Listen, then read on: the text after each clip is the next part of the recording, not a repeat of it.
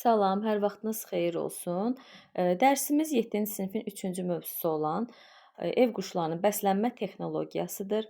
Ev quşları hansılardır? Toyuq, hündüşka, qaz, ördək və bunlar aid olur.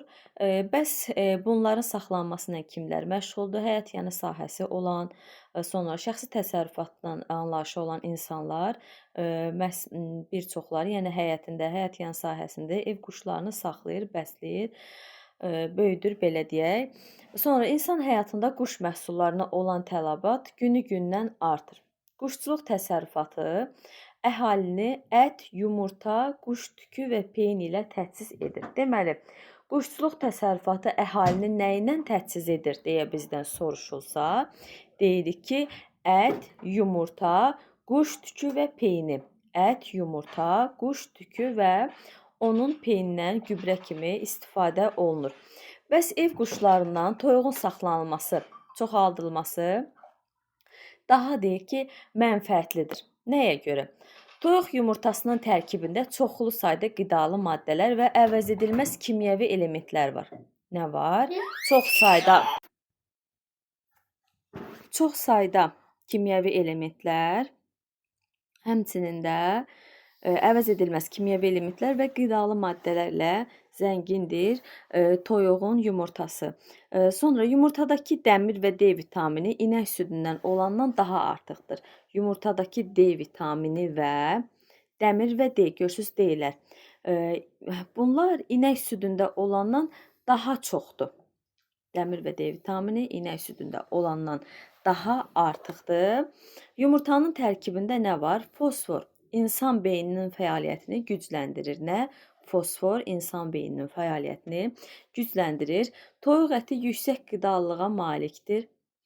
Onun tərkibində digər ət növləri ilə müqayisədə daha çox fosfor, kalsium, zülal və başqa xeyirli maddələr var.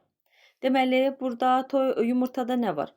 Dəmir və D vitamini inək südündən çox olur. İnəkdə, yəni olan süddən daha artıqdır ki, yumurtada olan dəmir və D vitamini. Həmçinin yumurtanın tərkibində fosfor var, insan beyninin fəaliyyətini gücləndirir.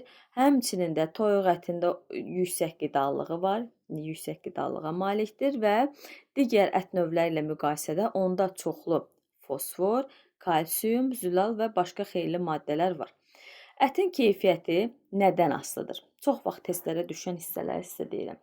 Ətin keyfiyyəti quşun növündən, cinsindən, yaşından, yemlənmə və saxlanma şəraitindən asılıdır. Ətin keyfiyyəti nədən asılıdır? Deyir ki, növündən, cinsindən, yaşından, yemlənmə və saxlanma şəraitindən asılıdır. Vitamin və mineralla zəngin fərə əti ən xeyirli quş əti hesab olunur. Deməli, ən xeyirli quş əti hansı hesab olunur? Fərə əti. Fərə əti ən xeyirli və belə deyək, minerallarla zəngin olan ət hesab olunur. Sonra yastıq, yorğan, bəzək əşyaların, yəni bu kimi əşyaların hazırlanmasında quş tükündən geniş istifadə olunur.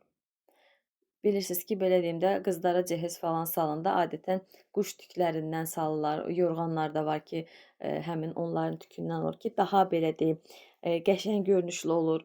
Həmçində qiyməti baxımından da onlar daha qiymətli hesab olunur. Bəzək əşyalar da hazırlanır təbii ki. Və deyir, bunlar xüsusi emaldan sonra quş lələkləri toz halına salınıb zülala əlavə kimi qatılır və mal-qara quş yeminə belə deyək də qarışdırılır. Deməli, quş lələkləri toz halına salınıb zülal əlavəsi kimi mal-qara və quş yeminə qatılır. Zülal əlavəsi kimi mal-qara və quş yeminə qatılır. Nə? Quş lələkləri toz halına salındıqdan sonra. Sonra, heç bir əlavə texnoloji müdaxilə edilmədən istifadə olunan peyini, quş peyini ən geniş yayılmış təbii və yüksək keyfiyyətli gübrə hesab olunur. Quş peyini ən belə geniş yayılmış, ən təbii və yüksək keyfiyyətli gübrə hesab olunur. Çünki ona heç bir belə deyə əlavə qarışıq yoxdur, heç bir texnoloji müdaxilə yoxdur. Təbiidir. Həmçinin də quş peyini digərlərinə nisbətən ucuz və ekoloji təmiz gübrə hesab olunur. Yəni digər gübrə növlərinə nisbətən quş peyini ucuz və ekoloji təmiz hesab olunur. Bu belə. Sonra ev quşlarını, məsələn, toyuqları harda saxlayırlar? Hində saxlayırlar. Yəni bunu bilirik, hində saxlayırlar. Toyuq hinlərinin tikilməsi zamanı toyuqların çıxıb üzərində yatdıqları tar var. Tar da müəllimlər bir taxtadan hazırlanır. Onun üzərində sanki belə yatır da quşlar. O deyir, tarın üzərində yatırlar. Həmçində yumurtalamaq üçün xüsusi yuvalar nəzərdə tutulur quş damında, yəni hinində. Tar düzəltmək üçün bizə nə lazımdır? Tar düzəltmək üçün en kəsi 4-ün 5-ə santimetr olan ağac tirciklərdən istifadə olunur. Deməli, tar düzəltmək üçün nə lazım olur? 4-ün 5-ə santimetrdə olan ağac tirciklərdən istifadə olunur. Quşlar tarların üzərində yatırlar və onların belə deyək yuvaları olur ki, xüsusi yuvaları olur ki, orada yumurtlamaq üçün də yuvalar olur, belə deyək, hinin içində.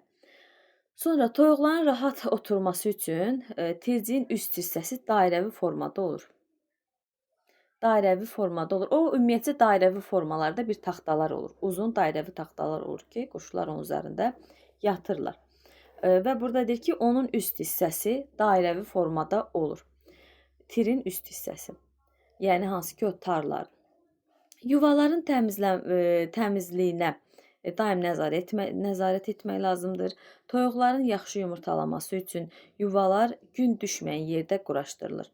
Yaxşı yumurtalaması üçün gün düşməyən yerdə quraşdırılır. Daha sonra toyuq hininin qapısı 2 bölmədən ibarətdir. Alt və üst bölmədən hansı hissələrdən ibarət oldu? Hinin qapısı 2 hissədən ibarət oldu. Alt və üst bölmədən toyuqları otlaq sahəyə buraxmaq üçün, yəni qapının alt qapını açırıq, istifadə edirik, toyuqlar otlağa çıxır. Hinin üst qapısı isə hansı ki orada olan havanı dəyişmək üçün istifadə olunur. Deməli, alt qapı toyuqları açıb sahəyə buraxmaq üçündür. Yəni üst qapı isə 2 hissədən ibarət, üst qapı isə üst bölmə isə həmin hinin havasını dəyişmək üçün istifadə olunur. Toyuq təsərrüfatı üçün nəzərdə tutulmuş otlaq sahələri geniş olmalıdır. Böyük sahələrdə toyuqların həvəslə yediyi ot, yəni onları daha tez, yəni toyuqların həvəslə yediyi ot daha tez boyatır. Otlaq sahəsi metal torla hasara alınır. Yəni hansı ki quşların otlaq sahəsi var, hansı ki yerdə otdurlar, həmin hissələr metal torlarla hasara alınmalıdır ki, orada hansı ki vəhşi heyvanlar toyuq cücəyə, yəni zərər yetirməsin. Bu da belə. Sonra müəllimlər vacib hissələrdən istəyirəm sizə deyim. Deyir ki, əgər toyuq hini tikmək üçün imkan yoxdursa, bu zaman quru və isti yer bu məqsəd üçün istifadə oluna bilər. Quru və hər hansı bir isti yer toyuq hini kimi istifadə oluna bilər. Hinin etibarlı işıqlandırılması və ventilyasiya sistemi olmalıdır. Toyuq hininin hər bir kvadrat metrinə 4 toyuq düşür. Deməli, neçə toyuq düşür? Hər deməli 1 kvadrat metrinə 4 toyuq düşür. Kvadrat 4 tərəflidir. Sanki hər kvadrata 1 toyuq düşür. Hər bir kvadratına 4 toyuq düşür. Toyuqlar dən yeyən olduqları üçün onların böyüməsi digər ev quşlarına nisbətən daha çox qidalı yem tələb edir. Xüsusilə yem olmadığı halda toyuqlar sərbəst otlamağa buraxılmalıdır. Bu zaman toyuqlar alaq otları, toxum, soxulcanlar və digər qidalı maddələrlə qidalana bilər. Deməli, yem olmayanda bunları həm alaq otları ilə həyatda olan çıxan, sahədə olan alaq otları da yeyə bilərlər. Toxumlar, soxulcanlar, yəni torpaqdan çıxan soxulcanlar və digər yəni maddələrlə də, yəni maddələr deməyək, hər hansısa bir bunlarla yəni qidalana bilərlər də. Amma ki, sərbəst otlamağa buraxılan toyuqların yumurtalaması azalır. Çünki artıq onlar yetəri qədər qidalı maddələr almır. Adi halda toyuqlar, baxın, adi halda toyuqlar buğda, qarğıdalı, arpa dəni və yaxud da ki, noxud yeməlidir. Toyuq yemlər də bunlar. İndi burada nə deyir? Deyir ki, sərbəst otlağa buraxılan zaman, yəni ona heç bir yem vermirsən də, o öz başına gedir, qidalanır sanki. Nə tapdı onu yer. Alaq otu, toxum, soxulcan bu kimi qidalarla. Amma deyir, ümumiyyətcə, yəni toyuqlar nə ilə qidalanmalıdır, nə verilməlidir? yem kimi verilə bilər buğda, qarıq dalı, arpa dəni, noxud, yəni bunlarla qidalana bilər. Toyuq yeminə, baxın, bunlar artıq hamısı bir-birindən fərqlidir. Toyuq yeminə kələm, yonca, çuğundur yarpağı, yer kökü, balqabaq və kartof əti əlavə etmək məsləhət görülür. Deməli, məsləhət görülənlər hansıdır? Kələm, baxın, bunlar sanki bir-birinə uyğun bir şeylərdir. Məsləhət görülür ki, toyuğa kələm də ver, yonca ver, çuğundur ver, kələm, çuğundur yarpağı, yer kökü, bunlar hardasa bir-birinə uyğun bir şeylərdir. Bal, qabaq və kartof əti vermək məsləhət görülür.